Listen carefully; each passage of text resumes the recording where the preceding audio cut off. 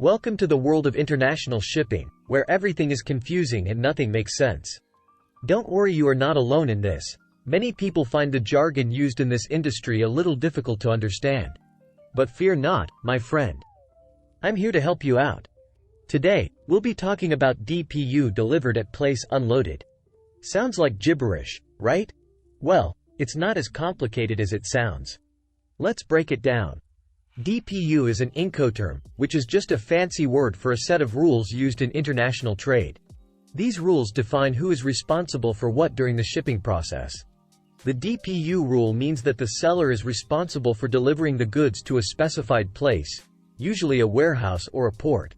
Once the goods are unloaded, the buyer takes over and is responsible for everything from there on out. So, why is this important? Well, let's say you're a buyer in the United States, and you want to purchase some goods from a seller in China. If you agree to DPU terms, the Chinese seller would be responsible for getting the goods to a specified place in the United States. This means they would handle all the logistics, including transportation and customs clearance. As a buyer, this is great news because you don't have to worry about any of that stuff. You can sit back, relax, and wait for your goods to arrive. Of course, you'll still have to pay for all of these services, but at least you won't have to deal with the headache of organizing everything yourself. Now, I know what you're thinking, but wait, what if something goes wrong? Who's responsible then? That's a great question.